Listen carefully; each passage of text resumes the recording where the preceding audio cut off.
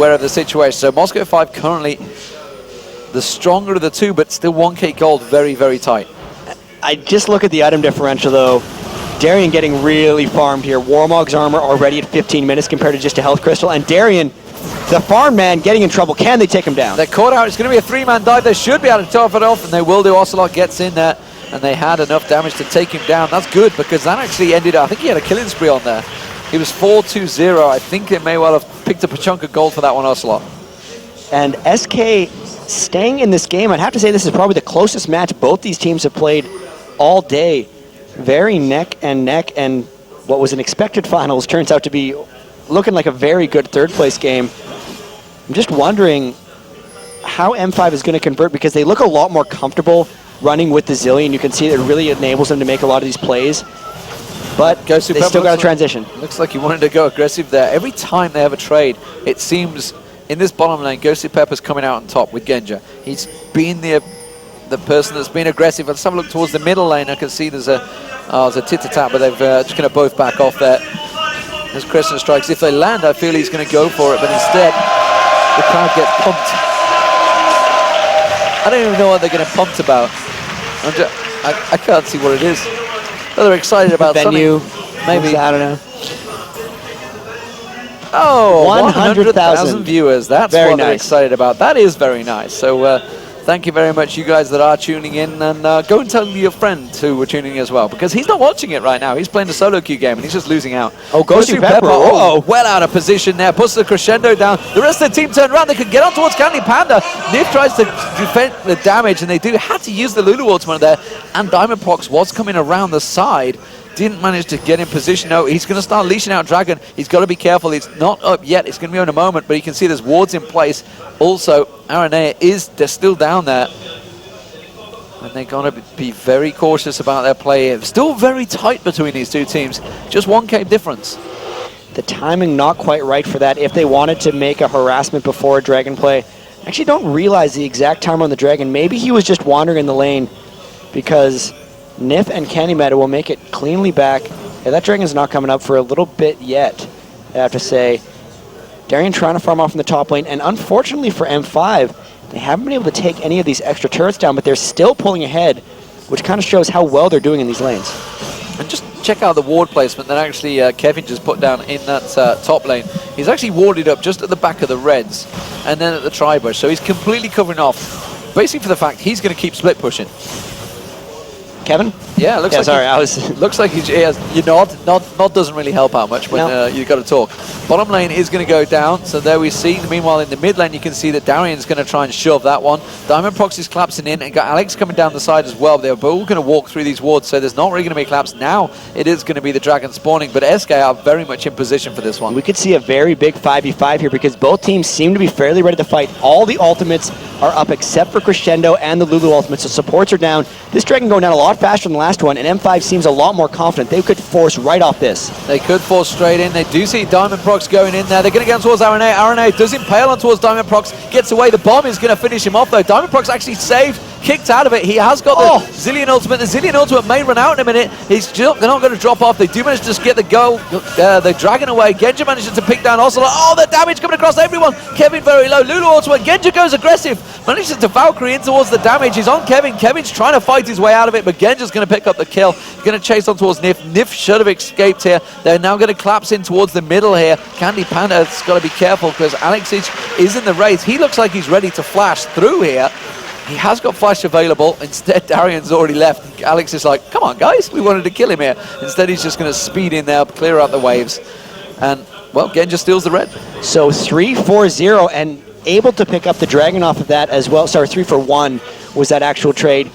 Good play for Moscow 5. I wonder if SK is going to be able to come back in this, because the pressure seems to be on. And in the past for Moscow 5, when they start getting this pressure rolling, they never seem to let their foot off the gas pedal. And they're up 3,000 gold while being down 2 turrets. So as soon as this pressure leaches through and actually starts giving them some map control, which should be fairly soon if they keep playing in this style, they might start pulling away. And the fact that the gold advantage has been leading towards Darien in that top lane, you can see he's around 1,200 gold ahead. He's already got the Warmogs, nearly got the Brutalizer already complete as well. So starting to stack out those items. 8-5 in kills, and Moscow 5 feeling the stronger of the two. And honestly, once they start feeling strong, generally it's a scary moment because they do take the aggressive momentum with them. They are one of the teams that certainly don't stall out when they see the, I say that, they don't stall out. CLG, you could they get stalled attest out to that, but they do get stalled out, yeah, but they generally go for the kill. Once they sense it, they will go for the kill. So we'll see if they've still got that killer instinct in them after getting so destroyed in the semi-finals by Curse EU. Candy Panda, meanwhile, down this bottom lane. Let's have a look between the lanes. You can see Genja out farming Candy Panda. Pretty close. There's a bit of a tit-tat in the middle there, but it's not so great. Darien just going to keep them at bay. 2v1 in it versus the support. And Ocelot throwing out those axes. Gosu Pepper comes to join the fight. And they just keep them at bay. Really just protecting them from that turret, keeping them at bay. And they're doing a pretty good job, actually, holding these back as I begin to lose my voice here. Yep. But they are staying in the game basically because they haven't lost any turrets. So if they can continue just repelling them back and actually getting kind of pick fights, because the straight up team fights, they are not executing well. Alex seems to be too well timed with his Zilean ultimates, and they're diving too well with Lee Sin to get this done.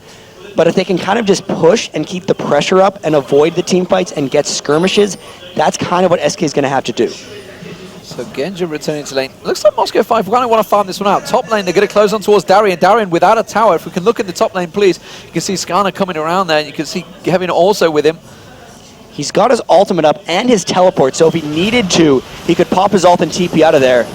But he might just try to fight and walk away. He's going to go down eventually. He's got the rest of his team running up, so he's going to start heading down the river. There's the Impale, but you can see Pops Ragnarok walks down river. Yep. They realize the rest of the team are coming, and they've all have to back away from this one. Diamond Prox coming around the bottom towards the tribe, but immediately backs away. The Ocelot was down there. If we could just pan down, he's about to go towards the Tribush. Very close to it, but Diamond Prox is going to go in there. Realize he gets spot. Might have to flash away. No, Crescent sweeps. The rest of the team are going to come around. He's going aggressive. They're going for it. They feel they can fight this one. True Shot Barrage pops across. Alex H actually taken pretty low there. Has to flash away. The flash force. They're both teams flash away. Now Darien's in trouble. He ignites on towards Darien. Darien may get dropped from this one. He will get taken down, and there is SK picking up the kill. There's going to be the ultimate from Zilean, but it's not enough to save him. Candy Panda going to go aggressive here. They're diving in. Ocelot comes around. They pick up the kill on Alex. They could try Baron off this. They're going to go for Baron. They're turning towards it. Darien also got took down. That was a 3-for-0 exchange. So Genja was split pushing bottom this entire time, and this is the skirmishes that SK needed. However, Diamond Prox is still at full, and they're low off this fight. There's also a Gosu Pepper ultimate, so M5 is going to look to disrupt this, and Genja's coming, and that Baron is not going down fast. They're going to have to peel here, or they're going to be in trouble. They're in trouble. Here comes Genja. Gosu Pepper, look to Gosu Pepper. He's going to move up, land the crescendo across it. There we go. Here comes Corki. Crescendo. Managed to get straight in there. Corki puts the blast. Gets one. Xin Zhao comes in. He picks up another. They're going to go towards Kevin. Can they pick it up? Kevin's going to go down as well as a double kill for Genja. They can get on towards Araneo as well. Araneo is desperately running for it. Runs for the bushes. Is it enough? Are they going to get out? No, they doesn't have Valkyrie. Gosu Pepper still went for it though. Now they're going to try and collapse on towards Candy Panda. The wave is coming. They're going to tank it through. And now Genja Valkyrie is towards Candy Panda. Candy Panda is not long with this life. He's going to try an Arcane Shift away. There's the Arcane Shift. Is it enough? He's going to have to try and lose them, juke them into this jungle. But Alex Itch is also going to collapse in on him. Actually, Alex isn't moving for this one. They're going to start Baron. They know that Candy Panda is going to be gone. If he actually goes all the way back, they're going to lose it. No vision of it. He's gone entirely. So this Baron going to get half. RNA might try to steal, but he has no flash, and Alex can easily zone him out as well as Genja. This could be an M5 Baron, looks like. Just slows him down, double bombs him. Is it going to be enough? They force him away. He can't get close enough. Genja goes aggressive. There is the Baron picked up. True Shot Barrage came across, but he wasn't quite quick enough. And Moscow 5 return and pick up the Baron. Very good play. Desperation play kind of by SK. They thought they got the advantage, but Moscow 5, they come back at him. It was a power play, but they did not keep track of Genja, really. They knew the flash ult was going to come in from Gosu Pepper at some point, and man, did they ever clean up. That was actually a very extended series of engagements, and a lot of that just comes down to AD carry power, because in some of these somewhat close games, whenever you have an AD carry that is substantially ahead of the enemy, that really turns the tides sometimes in those late game cleanups, because a Corki coming in there without a Trinity Force wouldn't have been nearly as frightful for SK, and now especially 9,000 to 6,200 with the Baron buff. This is M5 putting their foot on the gas pedal. Still only one turret down, but they're going to take this other dragon, and I imagine very soon they're going to have to push. And you know, Moscow 5, I always think Gosu Pepper is one of the few that actually picked do it as Yeah. well. Way back in the day, they would go Zeke's over Aegis of the Legion and then have someone else like a jungler pick it up.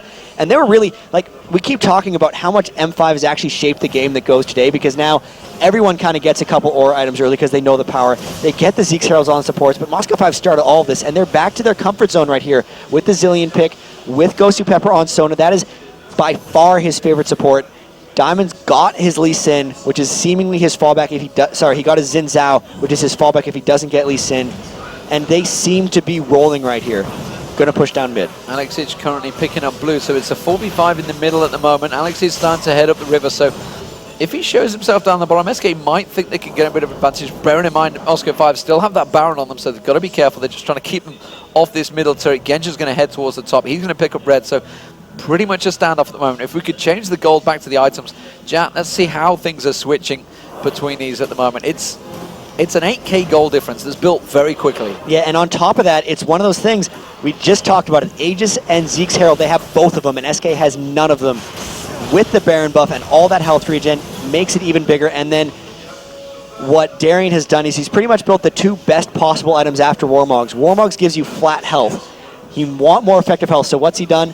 Chain Vest, Negatron Cloak. He is so beefy and so hard to kill, especially when you factor in Zilean. And then Trinity Force plus Bloodthirster versus what? Candy Panda? He doesn't have a Triforce yet. This is so one-sided, and M5 really needs to push now, because if they do, they will win. Well, Genji just went back and he bought that Bloodthirster flat. He built up that much of a stack, picked up that many golds off that Baron fight that happened there. Arena is still looking to try and impale someone, bring them in.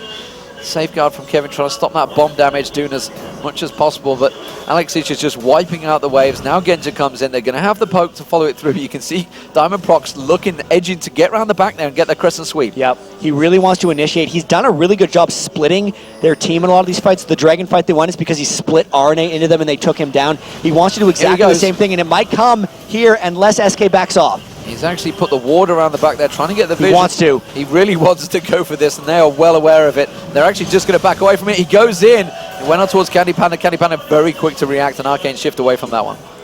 That's one turret down in the middle, 3 for the game. So two in the middle, and they might just look.